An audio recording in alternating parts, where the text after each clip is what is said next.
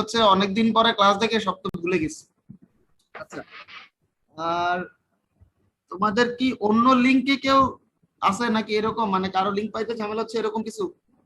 Sir আমি সবাইকে sir দিয়ে দিচ্ছি স্যার, ফরওয়ার্ড করছি স্যার। ও আচ্ছা আচ্ছা, আমি যেই মেলটা করছি এটা কি তোমার পার্সোনাল ইমেল আইডি থেকে গেছে না সবার ছিল? স্যার সবার গ্রুপে সবারটাতে গেছে। সবার, আচ্ছা ঠিক আছে। আচ্ছা, আমরা দুই চার মিনিট, 2-3 মিনিট ওয়েট করি, দেখি 100 জনের মতো হইলে শুরু করি, বা 80-90, অবশ্য 77 জন হয়েছে, 2-3 মিনিট ওয়েট করি।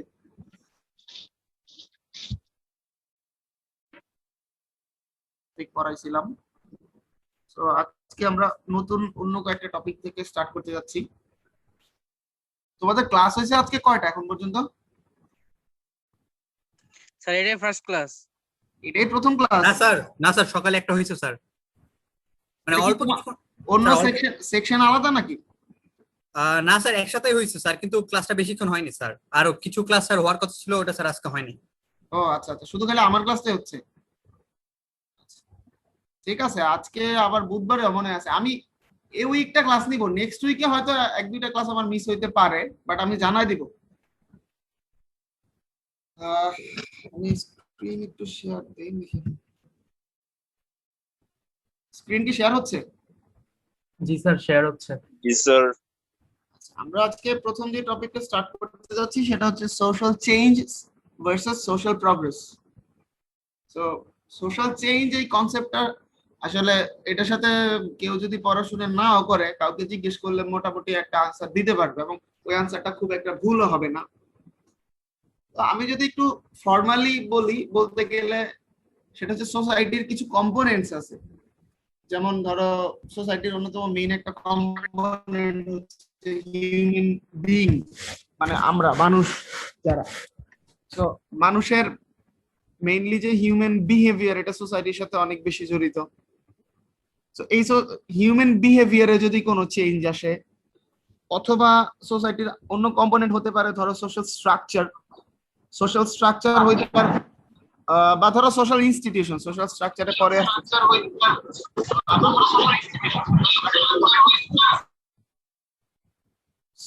দুই একটা সোশ্যাল ইনস্টিটিউশনের নাম বলতে পারবা কেউ, যে এগুলো হচ্ছে sir social institution?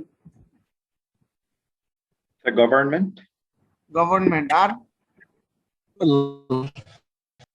University, school আর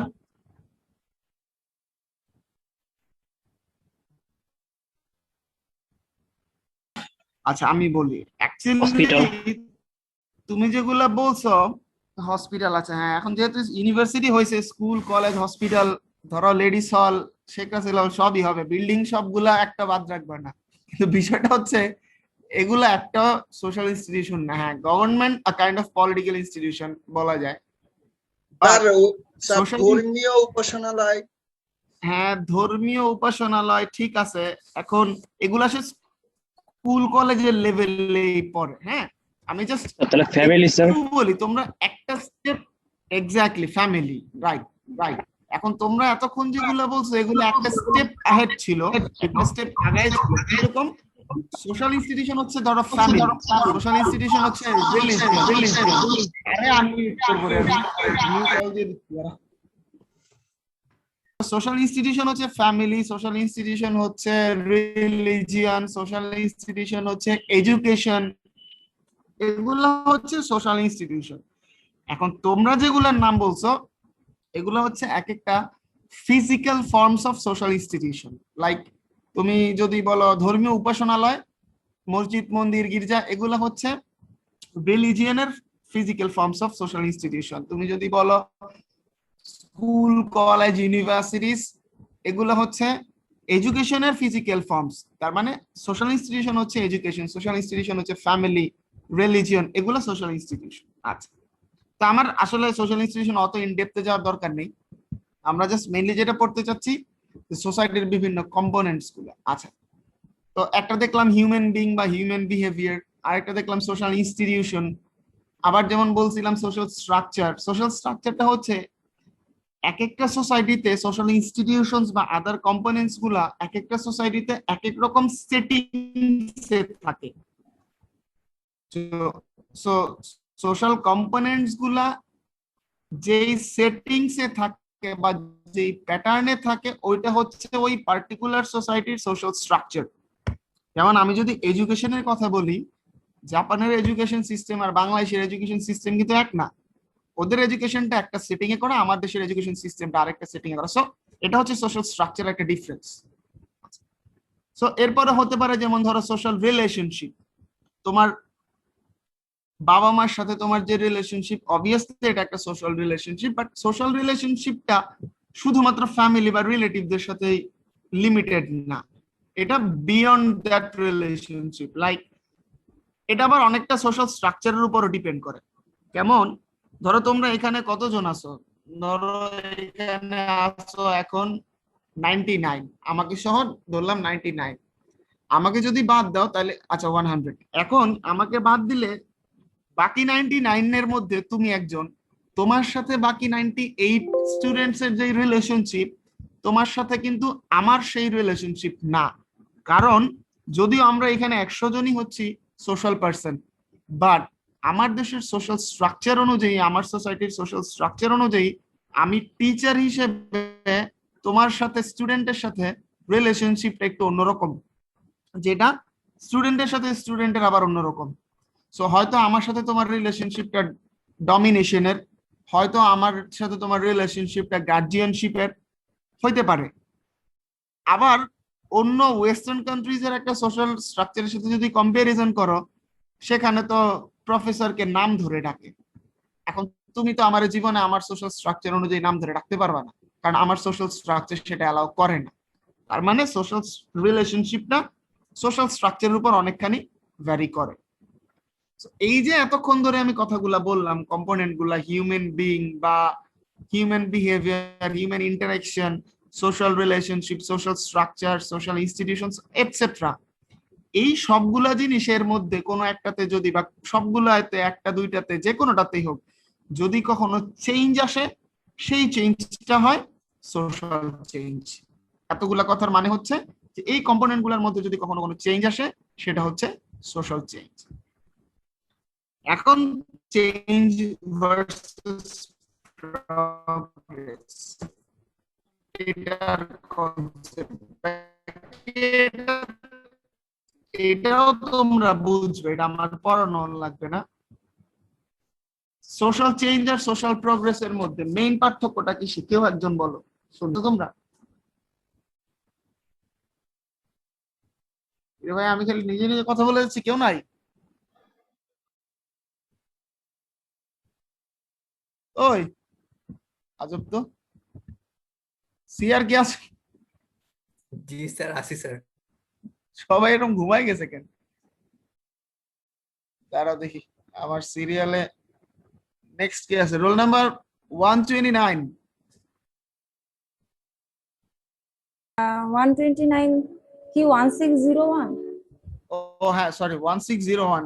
এটা আমার মানে আমার নামের পরে এটা আছে। আচ্ছা দেখ তুমি আসো, বলো সোশ্যাল চেঞ্জ আর সোশ্যাল প্রগ্রেস এর মধ্যে পার্থক্য কি? স্যার প্রোগ্রেস মানে হচ্ছে উন্নতি হবে একটা মানে সমাজের উন্নতি হবে। মধ্যে। হ্যাঁ, একটা সমাজের মধ্যে। আর চেঞ্জ হচ্ছে এটা চেঞ্জ হতে পারে, মানে ওটা খারাপও হতে পারে, ভালোও হতে পারে। এক্স্যাক্টলি, মেইন জিনিসটা হচ্ছে সোশ্যাল চেঞ্জ পজিটিভও হইতে পারে, নেগেটিভও হইতে পারে, বাট প্রগ্রেস মিন্স অবশ্যই পজিটিভ কিছু হবে। এখানে দু একজন কিছু ডিফারেন্সের কথা বলছে, যেমন দেখো এখানে বলতেছে যে এই ডিফারেন্সে প্রগ্রেসের ক্ষেত্রে প্রগ্রেসটা অবভিয়াসলি প্ল্যান্ড হয় নরমালি, আর social change can be planned as well as unplanned. আমি মার্ক করলে কি তোমরা লেখা দেখতেছো? কি আমার স্লাইড দেখ মানে ডক ফাইল তোমরা দেখতেছো? স্যার, দেখতে স্ক্রিনে পাচ্ছি শেয়ার স্যার। করছি, ঠিক আছে। সো সোশ্যাল চেঞ্জটা প্ল্যান্ডও হইতে পারে, আনপ্ল্যান্ডও হইতে পারে, বাট প্রগ্রেসটা অবভিয়াসলি প্ল্যান্ড হয়, ইন্টেন্ডেড হয়। এখন সোশ্যাল চেঞ্জ যদি আনপ্ল্যান্ড হয় এবং সেটা যদি পজিটিভ হয়, হইতে পারে সোসাইটির জন্য প্রগ্রেস বয়ে আনে, বাট নর্মালি প্রগ্রেসটা ইন্টেন্ডেড এবং প্ল্যান্ড হয়। আবার হব হাউস এসে বলতেছে দেখো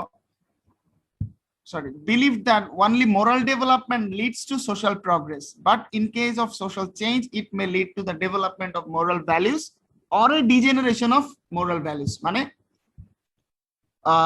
সোশ্যাল চেঞ্জের ফলে মোরাল ভ্যালুস এর ডেভেলপমেন্টও হইতে পারে, ডিগ্রেডেশনও হইতে পারে, বাট প্রগ্রেসের ক্ষেত্রে মোরাল ডেভেলপমেন্টটা অবশ্যই ডেভেলপমেন্ট হইতে হবে, মানে মোরাল ভ্যালুস এর ডেভেলপমেন্ট হতে হবে।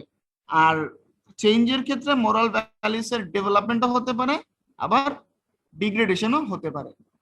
এই হচ্ছে সোশ্যাল চেঞ্জ ভার্সেস প্রগ্রেস। আমরা মেইনলি আজকে আরেকজনের একটা কনসেপ্ট দেখবো, সেটা হচ্ছে সোশ্যাল এভলিউশন রিলেটেড। তোমাদের সিলেবাসে একটা টপিক আছে সোশ্যাল এভলিউশন। সো আমরা মেইন টপিকটা আজকে দেখবো সোশ্যাল এভলিউশনের। মেইনলি আমরা কয়েকজনের থিওরি দেখবো, আজকে একজন এটা দেখবো। তার আগে আমাকে একটু বলো, তোমরা অলরেডি সোশিওলজি পড়ে ফেলেছো, সোশিওলজির ফাউন্ডিং ফাদার কে? স্যার কি পড়াইছে বলো তো? অগস্ট কন্ট। অগস্ট কোত। এটা কিন্তু কমত না, আবার কটেও না, ঠিক আছে? অগস্ট কোত সিম্পলি ধরো কে ও টি হইলে যেটা হইতো এটাই। আচ্ছা, আমরা অগস্ট কোতের একটা কনসেপ্ট দেখব, সেটা কি যে সোসাইটিতে উনি কিভাবে দেখাইছে যে এভলিউশনটা কিভাবে হইছে। উনি বলতেছে প্রেজেন্ট সোসাইটি পর্যন্ত যে এসছে বা আধুনিক যুগ পর্যন্ত যে এসছে, সোসাইটি মূলত 3টা স্টেজ পার করতেছে। এই জন্য ওনার এই কনসেপ্টটাকে বলা হয় ল অফ 3 স্টেজেস। 3টা স্টেজের প্রথমটা হচ্ছে the theological or fictitious stage.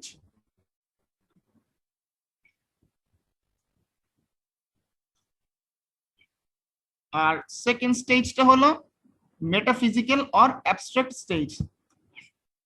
আর থার্ড স্টেজটা হলো the positive or scientific stage. আমরা 3টা স্টেজ জাস্ট একটু ব্রিফ সামারি দেখব।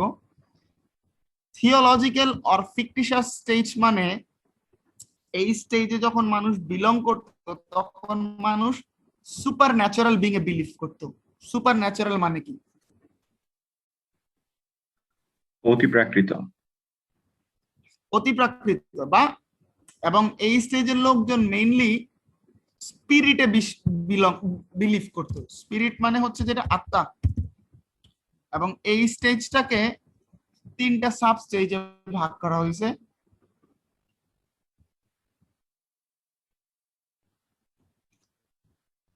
এখানে 3টা সাব স্টেজ আছে, একটা হচ্ছে ফেটিশিজম, একটা পলিথিজম, একটা মনোথিজম। ফেটিশিজমটা হচ্ছে ফেটিশাইজ করতো এই সোসাইটির লোকজন, এবং তারা অবজেক্টের ফেটিশাইজ করতো। আচ্ছা, ফেটিশাইজ মানে হচ্ছে পূজা করা। এই সোসাইটির মানুষজন অবজেক্টের পূজা করতো। অবজেক্টের পূজা করতো মানে ধরো তুমি রাস্তা দিয়ে হেঁটে যাচ্ছ, এখন তোমার পাশে একটা পাথর বা কোনো একটা কাঠের টুকরা পড়েছিল, হুট করে সেটা নড়ে উঠছে, সেটা বাতাসের কারণে হোক বা যে কোনো, কিংবা তুমি ধরো একটা গাছের নিচ দিয়ে যাচ্ছ, এখন গাছের একটা ডাল ভেঙে, আমি ঠিকঠাক মতো যাচ্ছিলাম, ওই জিনিসটাও ঠিকঠাক মতো ছিল, কিন্তু আমি, আমার কথা কি একটু আটকে যাচ্ছিল? কানেকশন আনস্টেবল দেখাচ্ছে? জি স্যার। একটু কথা আটকে যাচ্ছিল।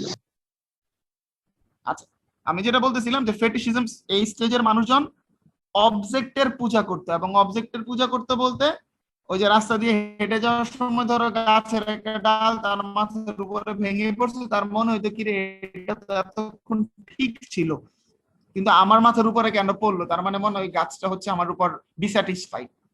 কিংবা ধরো কোথাও বাইরে একটা জিনিস রেখে কোথাও গেছে, আসার পর দেখতেছে যে সেটা অনেক বেশি গরম হয়ে আছে, এখন সূর্যের তাপে যে গরম হয়েছে এটা বোঝার মতো সেন্স তার ছিল না, সে তখন মনে করলো কি রে এটা এত গরম হয়েছে, that means this is angry আপন মি, তার মানে এটাকে আমার স্যাটিসফাই করতে হবে, আর এই স্যাটিসফাই করতে হলে এটাকে পূজা করতে হবে। এই ধরনের নানান ধরনের অবজেক্টের পূজা তারা করতো। আস্তে আস্তে তাদের মধ্যে সেন্স ডেভেলপ করা স্টার্ট করলো, তারা বুঝতে শিখলো যে এই অবজেক্ট আমি চাইলে ভেঙে ফেলতে পারি, কাঠের টুকরাও, গাছের ডালপালা সব তো আমি চাইলে ভেঙে ফেলতে পারি, সো আমি কিভাবে মানে এটার কেন পূজা করব? আচ্ছা, তো তাদের মধ্যে আস্তে আস্তে চিন্তা হলো যে গডের কনসেপ্ট রাইজ করলো, এবং তাদের মধ্যে মানে এই বিলিফ হওয়া স্টার্ট করলো যে আমি আসলে যেগুলো কন্ট্রোল করতে পারি না সেগুলোকে পূজা করব, তারা হচ্ছে আমার গড, এই অবজেক্টের পূজা করে তো লাভ নেই, এগুলো আমি চাইলে ভেঙে ফেলতে পারি। তো এই চিন্তা যখন আসলো, চিন্তা করতে গিয়ে তারা দেখলো যে কন্ট্রোল করতে পারে না এরকম জিনিসের দুনিয়াতে অভাব নেই। এখন সেটা সূর্য হইতে পারে, সেটা চন্দ্র চাঁদ হইতে পারে, সেটা বাতাস হইতে পারে, নদী হইতে পারে, সমুদ্র হতে পারে, অনেক কিছু হতে পারে। তো তারা করলো কি, ওই সবগুলাকেই বা যা যা মনে হইলো যে কন্ট্রোল করতে পারে না সবগুলাকেই গড মানে স্টার্ট করলো। যেমন আমি একটা টার্ম লিখি,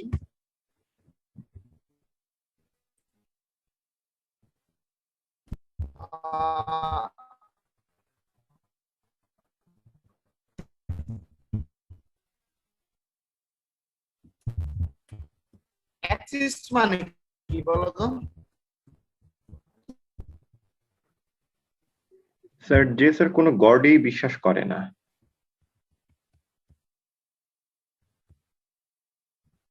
লেখা দেখতেছো? Yes sir sir. নাস্তিক তোমরা কি ঘুমাও নাকি তোমরা? স্যার, মানে হ্যাঁ, অ্যাথিস্ট মানে হচ্ছে মানে অ্যাথিজম মানে নাস্তিক। নাস্তিক অথবা আসতেছে স্যার। ওকে ফাইন, নাস্তিক। থিজম মানে কি তাহলে? আচ্ছা ঠিক আছে, থিজম মানে কি? স্যার আস্তিক স্যার, যে স্যার এটা মানে আস্তিক স্যার। অ্যাথিজম মানে নাস্তিকতাবাদ হলে থিজম মানে কি? আস্তিক মানে যে গডে বিলিভ করে। এটার আগে যদি কি?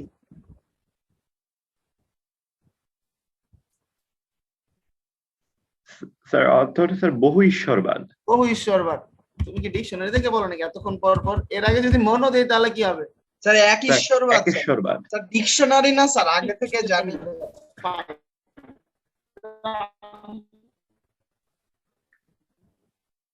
স্যার আপনার কথাটা না না, স্যার আমি ভেঙে ভেঙে এমনি আসছে। মজা করে বললাম, এটা ডিকশনারি দেখা লাগার কথা না। যাই হোক, ও আচ্ছা, আমার কথা একটু আটকে আটকে যাচ্ছে না? জি স্যার। জি স্যার, একটু না, কিছুক্ষণ পর পর আটকে যাচ্ছে। এখন কি শুনতেছো? ওকে ফাইন, আচ্ছা ঠিক আছে। সো আমরা এতক্ষণ যেটা বললাম যে অবজেক্টের পূজা শেষে তারা আস্তে আস্তে বুঝতে শিখলো যে তারা গডে বিলিভ করতে হবে যেগুলো তারা কন্ট্রোল করতে পারে না। সো তারা আস্তে আস্তে দেখলো যে এরকম গডের অভাব নেই, তখন তারা মাল্টিপল গডসে বিলিভ করা স্টার্ট করলো, যেটা ছিল পলিথিজম। তো এটা বছরের পর বছর চললো। এক সময় তারা বুঝতে লাগলো যে এই যে আমি সূর্যের পূজা করতেছি, চাঁদের পূজা করতেছি বা বাতাসের পূজা করতেছি, এগুলো হয়তো সূর্য এখন আছে তখন নেই, চাঁদ একটু পর থাকে না, বাতাস সব সময় থাকে না। মনে হয় তার মানে যে there is someone who is controlling all these powers। তাদের মধ্যে একটা সেন্স ডেভেলপ করলো, নিশ্চয়ই এমন কেউ আছে যে কিনা এই সবগুলা পাওয়ারকে কন্ট্রোল করতেছে। তাহলে এই কনসেপ্টটা কোন দিকে রাইজ করবে?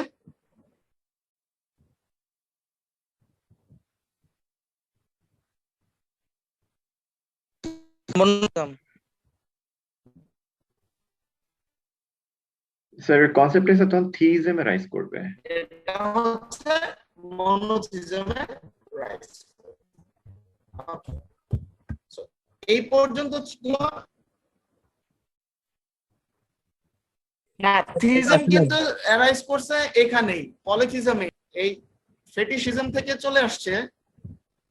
এখানে শুধু অবজেক্টের পূজা ছিল, অবজেক্ট থেকে সরে এসে তারা গডের পূজায় চলে আসছে। যখন ইনিশিয়ালি তারা অনেকগুলা গড মানতো, দ্যাটস ওয়াই সেটা ছিল পলিথিজম। এরপরে আমার মনে হয় কথা আবার আটকে গেছিল, কানেকশন আনস্টেবল দেখাচ্ছে। জি স্যার। সো আমি যেটা বলতেছিলাম যে ফেটিশিজমে অবজেক্টের পূজা করতে, যখন অবজেক্ট থেকে তারা গডে চলে আসছে, গডের বিলিভে, ইনিশিয়ালি তারা মাল্টিপল গডে বিলিভ করতো, বাট গডে যখনই চলে আসছে তখন সেটা থিজম হয়ে যায়, এবং যেহেতু মাল্টিপল ছিল সেটা ছিল পলিথিজম। এবং এরপরে পলিথিজমে অনেক বছর পরে তারা চলে আসে মনোথিজমে এবং বিলিভ করা স্টার্ট করে আমি যাদেরকে এতদিন গড বলে মানছি তারা আসলে গড না, নিশ্চয়ই কেউ একজন আছে যে কিনা এদেরকে কন্ট্রোল করতেছে। এটা ছিল মনোথিজম। আচ্ছা, এরপরে সেকেন্ড স্টেজে এসে এটাকে বলা হয় মেটাফিজিক্যাল অর অ্যাবস্ট্রাক্ট স্টেজ। এই স্টেজে এসে মানুষজনের মধ্যে র্যাশনালিজম গ্রো করে ইনস্টিড অফ ইমাজিনেশন। ইমাজিনেশনের বাইরে গিয়ে মানুষ র্যাশনালিজমে মানে অভ্যস্ত হওয়া স্টার্ট করে, এবং এই স্টেজে মানুষজন অনেক কিছু এক্সপ্লেন করা স্টার্ট করে, অনেক কিছু লজিক দেওয়া শুরু করে।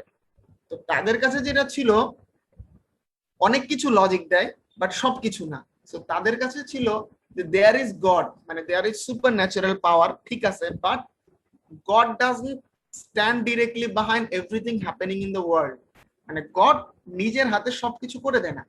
যেমন আমি দেখাচ্ছি তোমাকে, এখানে একটা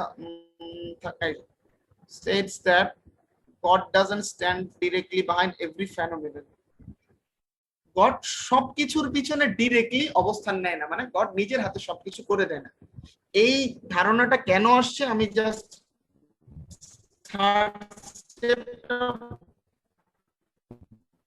বোঝানোর পর আমি এক্সপ্লেন করবো আর একটু ক্লিয়ারলি, তখন ক্লিয়ার হবে। অ্যাকর্ডিং টু অগাস্ট রক, যে এই স্টেজের মানুষজনের কাছে সবকিছুর এক্সপ্লেনেশন থাকে, দ্যাটস ওয়াই তাদের মধ্যে গডের কোনো এক্সিস্টেন্স থাকে না বা গডে কোনো বিলিভ করে না। এই হচ্ছে থার্ড স্টেজের কথা, যে মানুষ সবকিছু সায়েন্টিফিক্যালি এক্সপ্লেন করতে পারে এবং এই জন্য তাদের মধ্যে গডের কোনো এক্সিস্টেন্স কাজ করে না। আচ্ছা, এই হলো আজকের অগাস্টকোতের থিওরিটিক্যাল কনসেপ্ট, বাট একটু এলোমেলো মনে হতে পারে। আমি দুই একটা এক্সাম্পল দেওয়ার ট্রাই করতেছি যাতে তোমার কাছে তিনটা স্টেজ ক্লিয়ার। এই টোটাল থিওরিটা হচ্ছে রিলিজিয়াস এক্সপ্লেনেশনের উপর বেস করে, ঠিক আছে? উনি বলতেছেন যে যতক্ষণ পর্যন্ত মানুষের কাছে কোনো কিছু, জাস্ট এই কয়টা লাইন একটু খেয়াল করলে বুঝবা, যতক্ষণ পর্যন্ত মানুষের কাছে কোনো কিছুর এক্সপ্লেনেশন থাকে তত চিন্তা করে না বা তাদের মধ্যে সুপার ন্যাচারাল পাওয়ার বা গড এগুলোতে বিলিভ করে না। যখন এক্সপ্লেনেশন না থাকে তখন মানুষ সুপার ন্যাচারাল পাওয়ারে বিলিভ করা স্টার্ট করে। এখন সেটা আগেও হইতে পারে যে ইনিশিয়ালি এক্সপ্লেনেশন ছিল না, এর গডে বিলিভ করতো, এক্সপ্লেনেশন আসলে আর বিলিভ করে না, হতে পারে। ধরো তোমাকে যদি আমি বলি যে আমাদের যখন এখন জ্বর ঠান্ডা কাশি হয় বা অসুস্থ হই, আমরা কোথায় যাই চিকিৎসা করার জন্য? হসপিটাল। হসপিটালে যাই, ডাক্তারের কাছে যাই। সো এটা আমরা মেডিকেল সায়েন্স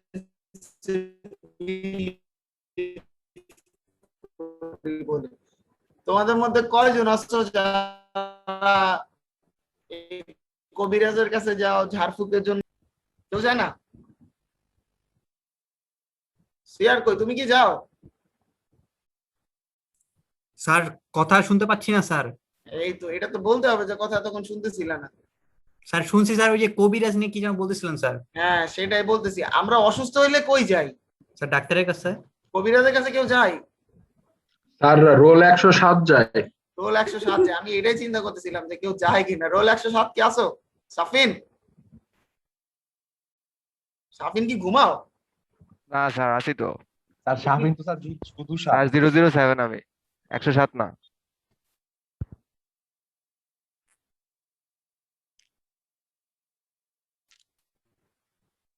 ও আচ্ছা সরি,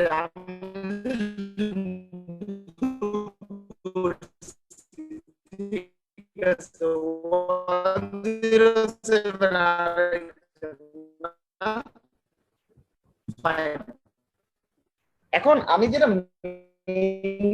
বলতে চাচ্ছি, স্যার কথা বলো। আল্লাহ না করুক এরকম, আমরা কিন্তু সবাই অনেক অসুখ যাচ্ছে, 8-6 মাস বাঁচবে, 3 মাস। আচ্ছা কথা ডিস্টার্ব করতেছে কেন বুঝতেছি না। আচ্ছা এখন কি শুনতেছো? ওই তো কানেকশন আনস্টেবল ছিল, দাঁড়াও। জি স্যার। 10 সেকেন্ডস এর মধ্যে ঠিক হবে। এখন ঠিক আছে মনে হয় না? স্যার এখন স্যার ঠিক আছে, কিন্তু স্যার যখন রানিং কথা বলেন তখন স্যার আবার স্টপ বল। আচ্ছা ঠিক আছে, আমরা আর বড় জোর 5 মিনিট ক্লাস নেব, ঠিক আছে, শেষ হয়ে যাবে। হ্যাঁ যেটা বলতেছিলাম যে আমরা অসুস্থ হইলে, কিছু হইলে আমরা ডাক্তারের কাছে যাই, বাট এরকম যদি কারো কোনো অসুখ হয় যে ডাক্তার বলে দিছে যে ও আর মানে ওষুধে আর কাজ হবে না, 3 মাস 6 মাস বাঁচবে, মানে medical science has been fail to treat that person. এই ধরনের সিচুয়েশনে তুমি আমি জীবনে ডাক্তার ছাড়া কবিরাজের কাছে যাই না, বাট তোমার কোন একটা ফ্রেন্ড যদি এসে বলে যে তোমার মতো এরকম একজন অসুস্থ ছিল, ওই দূরে একজন কবিরাজ আছে, ওনার কাছ থেকে ঝাড়ফুঁক নেওয়ার পরে উনি ঠিক হয়ে গেছে। So you are just counting the last days of your life. তোমার লাইফের শেষ কয়টা দিন তুমি গুনতেছো এবং ডাক্তারের কোনো মেডিসিনে কাজ হচ্ছে না। ওই সময় তোমার আইসা যদি কেউ বলে যে তোমার এরকম একজন ঠিক হয়ে গেছে, তুমি কবিরাজের কাছে যাবা না? যাবা না? স্যার যাবে, অবশ্যই যাবে, কারণ তখন আর তার কাছে কোনো এক্সপ্লেনেশন কাজ করতেছে না। সো যেহেতু তার কাছে কোনো এক্সপ্লেনেশন কাজ করতেছে না, সো সে তখন ওই সুপার ন্যাচারাল বিং এর কাছে যাবে। এখন তোমার কথা হইতে পারে যে স্যার আচ্ছা দেখ আমি আরেকটু বলে নিই যে এই টোটাল থিওরিটিক্যাল কনসেপ্টটাই ছিল এটা, যে এই থিওলজিক্যাল স্টেজে এসে মানুষজনের কাছে এক্সপ্লেনেশন ছিল না কোনো কিছু, সো টোটালটাই মানুষ সুপার ন্যাচারাল বিং এ বিলিভ করত। মেটাফিজিক্যাল স্টেজে এসে মানুষের কাছে এক্সপ্লেনেশন কিছু ছিল কিছু ছিল না, এই জন্য মেটাফিজিশন পাইতো, তখন বলতো যে আসলে গড সবকিছু করে দিচ্ছে না, তখন সে যুক্তি দেখাইতো। আর এই পজিটিভ স্টেজে এসে অগাস্ট কোট বলতেছে যে মানুষের কাছে সবকিছুরই সায়েন্টিফিক ভাবে এক্সপ্লেন করার ক্ষমতা আছে, সুতরাং তার মধ্যে গডের যে এক্সিস্টেন্স সেটার বিলিভ করে না। আমার কথা কি শুনতেছ না আটকে যাচ্ছে? এখন শোনা যাচ্ছে স্যার। স্যার শোনা যাচ্ছে স্যার এখন। So, এখন তুমি বলতে পারো যে স্যার আমরা তো এখন পজিটিভ বা সায়েন্টিফিক স্টেজে বসবাস করি, আমরা তো এক্সপ্লেন করতে পারি, কিন্তু স্টিল আমরা তো গডে বিলিভ করি। এটা তাহলে কি বললো যে আমরা এক্সপ্লেন করতে পারলে গডে বিলিভ করি না, বাট আমরা তো বিলিভও করি আবার সায়েন্টিফিক স্টেজেও আছি।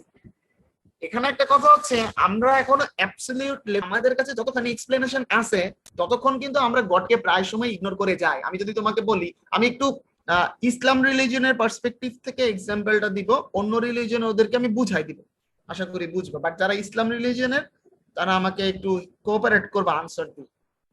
ধরো এইরকম কি কখনো হয়েছে যে তোমার জ্বর আসছিল রাতের বেলা, গিয়ে সকালবেলা রাতের বেলা প্যারাসিটামল খাইছো, ঠিক হয়ে গেছে, সকালবেলা গিয়ে ফ্রেন্ডের বা কাউরে বলছো যে হ্যাঁ রাতে একটু জ্বর আসছিল, আমি প্যারাসিটামল খাওয়ার পরে সুস্থ হয়ে গেছি, ঠিক হয়ে গেছি, কিংবা তোর জ্বর আসছে তুই প্যারাসিটামল খাইস ঠিক হয়ে যাবে, এরকম কি আমরা ইউজুয়ালি বলি না বলি না? স্যার বলি। আমরা বলি। এখন প্যারাসিটামল খাইলে তোমার জ্বর ঠিক হয়ে যাবে বা প্যারাসিটামল খাইছো বলে জ্বর ঠিক হয়ে গেছে, এই কথা কি ইসলাম অনুযায়ী তুমি বলতে পারো? না স্যার। প্যারাসিটামল তোমার জ্বর ঠিক করে দিছে এটা বললে কি গুনাহ হবে? শিরক। শিরক হবে। এক্স্যাক্টলি। এখন আমি অন্য রিলিজিয়নের ওদেরকে একটু বুঝাই। শিরক হচ্ছে the highest levels of sins. এটা হচ্ছে আমার রিলিজিয়নে সিনের বা পাপের যতগুলা লেভেল আছে এটার মধ্যে হাইয়েস্ট, এবং এটার মানে হচ্ছে কম্পেয়ারিং এনিথিং উইথ গড, মানে আল্লাহর সাথে যে কোনো কিছুর তুলনা করলে এটা হচ্ছে শিরক। অন্য রিলিজিয়ন উদ্দেশ্যে বলতেছি। সো আমরা বিলিভ করি যে আল্লাহ যতক্ষণ পর্যন্ত ওই প্যারাসিটামলে ব্লেসিং না দিবে ততক্ষণ পর্যন্ত প্যারাসিটামল দিয়ে কেউ সুস্থ হবে না। সো প্যারাসিটামল কাইন্ড অফ উসিলা বলি আমরা, তো এটা হচ্ছে কাইন্ড অফ মিডিয়াম। বাট আমরা করতেছি কি, যখনই প্যারাসিটামলের কারণে আমরা দেখতেছি সায়েন্টিফিক একটা এক্সপ্লেনেশন আছে, হ্যাঁ প্যারাসিটামল খাইলে টেম্পারেচার কমবে, আমরা ডিরেক্টলি ইন্টেনশনালি অর আনইনটেনশনালি, জেনে না বুঝে আমরা কিন্তু বলে ফেলি ডিরেক্টলি যে প্যারাসিটামল জ্বর সুস্থ করে দিচ্ছে। সো আমি কিন্তু রিপ্লেস করে দিচ্ছি আল্লাহকে এই ক্ষেত্রে প্যারাসিটামলকে দিয়ে।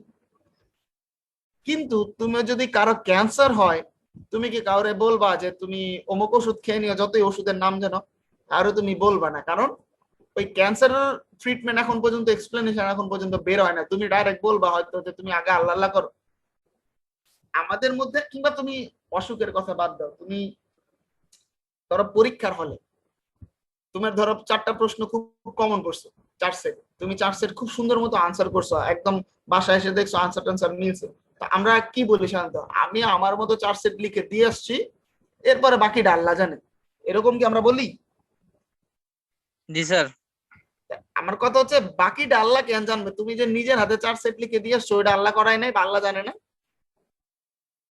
জি স্যার। বিষয়টা হচ্ছে কি, এক্সপ্লেনেশনটা কি, তোমার কাছে এক্সপ্লেনেশন আছে যে ভাই আমি সুন্দর করে 4 সেট কমন কোর্সে লিখে দিছি, আমার কাছে সায়েন্টিফিক ভাবে আমি দেখছি আনসারও মিলছে, তার মানে আমারটুকু আমি করে ফেলছি, এবার বাকিটা যতটুকু জানি না ওটা আল্লাহ জানে। আমরা কি করতেছি, সিম্পলি যেখানে আমার নলেজ আছে, যেখানে আমার এক্সপ্লেনেশন আছে, সেখানে আমি রিলিজিয়নকে বা সুপার ন্যাচারাল বিং এর পাওয়ারকে স্কিপ করে যাচ্ছি, আর যেটা আমি পারতেছি না এক্সপ্লেন করতে সেটাকে আমি দিয়ে দিচ্ছি সুপার ন্যাচারাল বিং এর উপর। সো যখন আমি পুরোটা এক্সপ্লেন করতে পারি তখন কিন্তু সুপার ন্যাচারাল বিং আমার মধ্যে কাজ করেন। এখন কথা হচ্ছে লাস্ট স্টেজে যে তাহলে কি অগাস্ট কোড তোমাকে এক্সপ্লেনেশন থাকলে, সায়েন্টিফিক এক্সপ্লেনেশন থাকলে নাস্তিক হয়ে যেতে বলতেছে? না, sociology never tells you to what to do. মানে তোমার সোশিওলজি কখনোই বলে দিবে না তুমি কি করবা, কোনটা ভালো কোনটা খারাপ। সোশিওলজির কাজ হচ্ছে জাস্ট পিকচারাইজ করে দিবে সোসাইটিতে কি ঘটতেছে। আজকে তুমি যদি এক্সপ্লেনেশন থাকার পরেও গডে বিলিভ করো, তাহলে সোশিওলজি তোমার পরের জেনারেশনকে বলবে হ্যাঁ তোমার জাস্ট আগের জেনারেশনের কাছে এক্সপ্লেনেশন ছিল, স্টিল তারা গডে বিলিভ করছে। তার মানে সোসাইটিতে কখন কি ঘটতেছে সোশিওলজি এটা জাস্ট তোমার সামনে প্রেজেন্ট করে দেয়। এবার তুমি একসেপ্ট করবা, রিজেক্ট করবা, ওইভাবে চলবা নাকি কোনভাবে চলবা, ইট উইল কমপ্লিটলি ডিপেন্ডিং আপন ইয়োর থিঙ্কিং। কথা বুঝছো? ওকে, কি জানি নাম, ইফতেখার আর তানভীর। কারো কোনো কোয়েশ্চেন না থাকলে আমি ক্লাসটা শেষ করে দিব, বলো।